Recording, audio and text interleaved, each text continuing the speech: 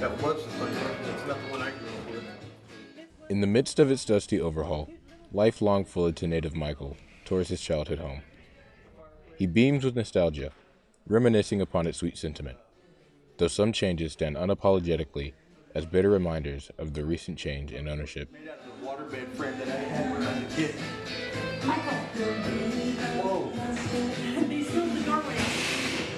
this is not my house anymore. Oh, it's not. With keen remembrance, Michael replaces household objects and comforts, guiding the tour through family history and decor. Corner area. You see all pantry?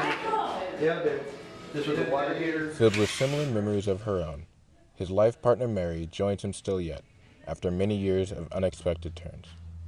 Together, the two complement.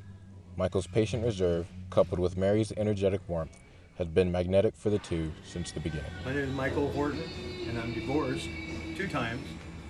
And And we are a couple, and we're also cousins. first cousin. That's as real as it gets. Sharing much of their lives together, the pair have dreams of open roads and Harley-Davidson motorcycles blazing into the sunset. And see America. Ending up in Florida, hopefully down by Miami or Daytona Beach.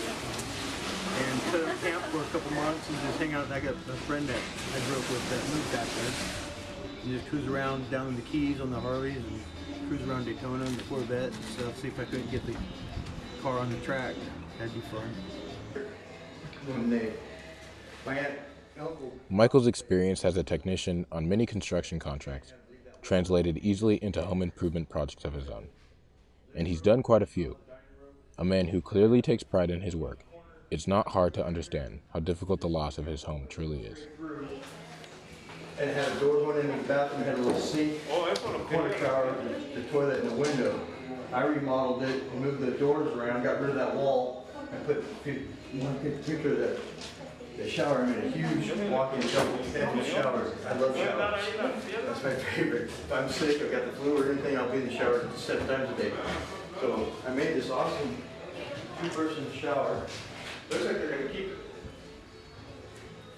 But it's got the dual heads, it's real wide, made for 2 people. No shower curtains. This is my baby that I built. This used to be a built-in pantry. There's drawers, cupboards. I put the sink was over here. The door used to be over there, but they changed it all. And this was my bedroom that I grew up when I was about 8 when I moved into it.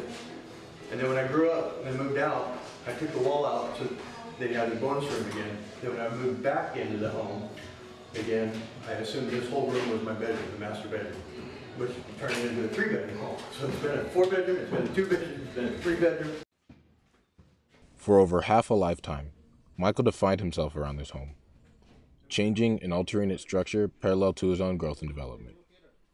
Half a lifetime of a place to call home. It's hard for a man not to hurt when it's time to let go. We grew up playing dirtball ditch on the neighbors. Football on the street, acorn fights, watermelon fights, tree houses in the tree. The big old oak tree, I hope they keep it. And then when the aunt and uncle died, left it to his mom. And when she passed away, she left it to him. You okay? Pretty much. For a second. When she passed away, she left it to him as his sole and separate property. But he had to add his ex-wife's name to get a loan to make some fixing up on the house and to bury her. In their divorce, 7 years later, he got injured and couldn't work anymore. So we're waiting for his Social Security to fix up. In the meantime, the divorce attorney bills her settlement to her. He couldn't make the house payments anymore, so he had to sell the house. Pretty much he was forced into selling it. We were looking online and came across, I don't know, he was on Zillow.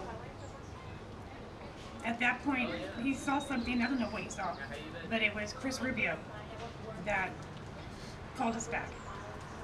We had an appointment with him for, I think it was a couple of days later.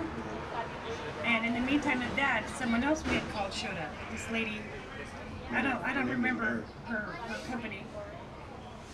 Mike signed her because he liked her, and then when Chris showed up, he signed Chris too.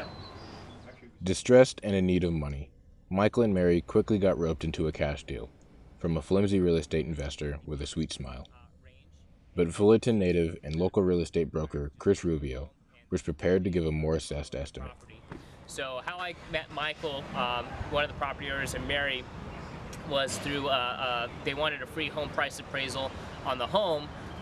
And I guess when I came upon this, they had already allegedly had some type of signed purchase agreement with an investor or buyer who wanted to do an all-cash transaction. However, the investor was going to try and take advantage of their distressed situation, and after reviewing the contract, I felt it was what's called voidable, which means that the seller can get out long as they were willing to fight it. Now, if it wasn't for some of the things that we saw into the contract, basically the investor would have got the property at nothing, the sellers would have walked away with very, very little in their pocket and not able to really do much. So I think that's what really prompted the sellers to find out what the price of the home was. We went through an entire lawsuit. I've had this listing for a year and a half. Now Chris had placed himself in the battle, in attempting to prove that Michael was being taken advantage of, and to lift the litigation, halting the sale of his home. Chris knew he only had so much power and knowledge to protect Michael. He looks to his network of experts for support, the tip of that spear being Orange County real estate attorney Jim Uelling. With that said, Jim, I don't know if you want Yeah, sure. Well, thanks, Chris. Thanks for those nice words. So when I got a call from Chris on this property, I felt that it was kind of an unusual situation and perhaps a lot going on beneath the surface. But little did I realize just exactly how much was going on beneath the surface until I got into it. But I was happy to help because I always enjoy working with Chris. But when I first took on this case, it had already been in litigation for some time. But Chris and Michael weren't really satisfied with the progress, so I tried to supply a little bit more energy into the case. But the biggest legal issue was that the plaintiff had recorded what's called a notice of pending action, or a lis pendens, which has the effect of creating a lien or a cloud on title to the property. So Michael's problem was that the plaintiff alleged that he was stuck in a contract, but the contract price was way below the fair market value of the property. But because the plaintiff had recorded this lien, again called a lis pendens, Michael was unable to get out of the alleged contract and sell the property to somebody else for a fair market price.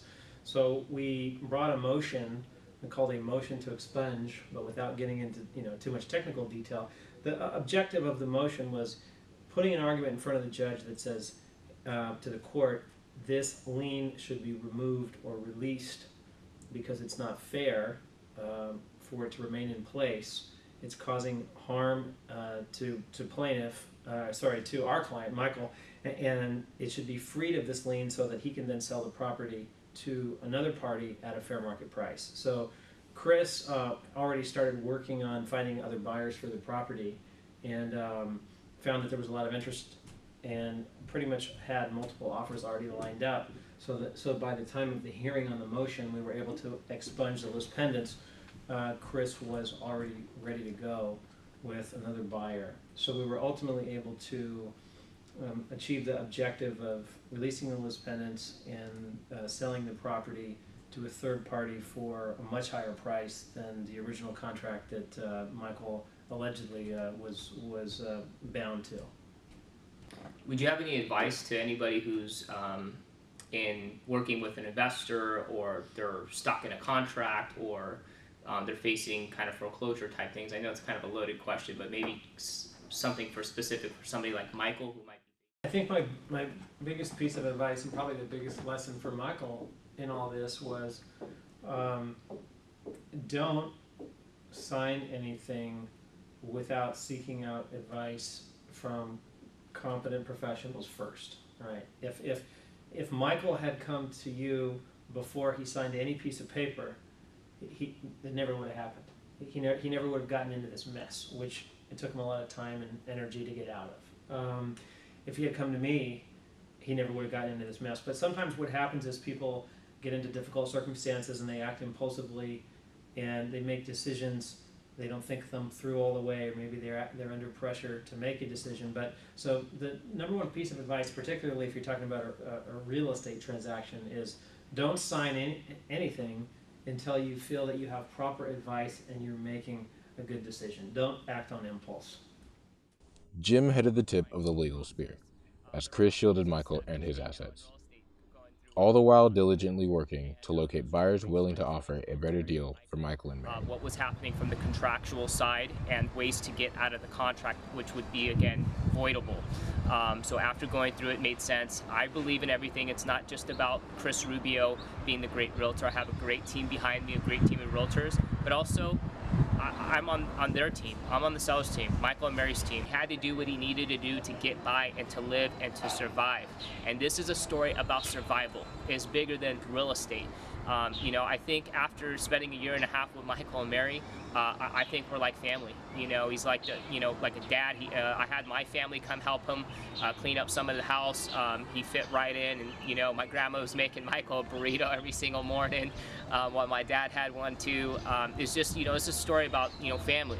We're not the same blood, but I think with my clients, how I like to leave is not only educating them, but is helping them in other ways. So now where we're at now that After calling out for help, to have the gracious and devoted answer of Rubio Realty, Michael is very grateful to have his feet back on the ground. it didn't matter. My team was doing it. Our team. Yeah, our team, Michael's team. So it was. Actually, I think our family was doing it. Yeah. I think the family thing fits more than the team. Because when you get Rubio, you get a family. They're all, everybody involved is close-knit. They know each other. I could ask any one of them a question, and they pretty much know the answer of whatever Chris was going to come up with. They said, well, it'll probably go that way, but we'll ask them. We asked Chris and Jeff. It shows that they're good people. They think alike, brilliant minds think alike, and it's a good family of people to be with. Yeah. I got lucky. I just got lucky. The Lord was watching out for me when I got you. It was a difficult year and a half long fight for all parties to endure. But through the grace of a judge agreeing to lift the Les Pendants litigation and a buyer coming forth with a much higher price above fair market value, Michael's childhood home turned from a fast cash logo to a rightful inheritance. We sold the house and everything after a year and a half of court battles and trying to steal the house from us and everything. We went out and bought a couple new vehicles, truck for Mary, Corvette's mine, and we got a couple of business adventures that we're going to try out. A new My company is in the works, just waiting on paperwork. and I have some investment things that I'm looking at to do. We plan on getting an RV, going across country, seeing what this whole country's all about, and see what's out there. I've never seen much more than California or Fullerton itself. Michael bought this Corvette and the Silverado at the same time, so we got a pretty good deal on it. And they're paid off. Insurance farm is paid off for 6 months.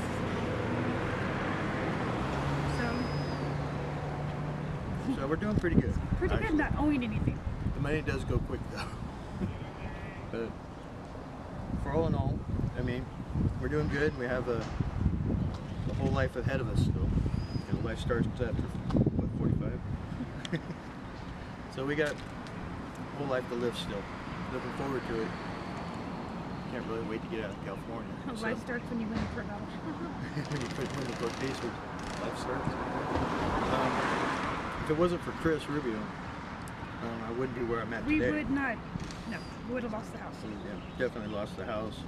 We were basically eating out of a dumpster there for a while. Chris bought groceries for us, put gas in our vehicles, paid our utility bills, got the house out of foreclosure. Our lawyer, my first lawyer I hired, I didn't really trust him much, and I'm not sure, I can't say one way or the other, but I do think that he wasn't working in my best interest. So I fired him and hired a friend of Chris's that's a real estate lawyer by the name of Jim Ewing, and he was another godsend. These two gentlemen basically saved my life.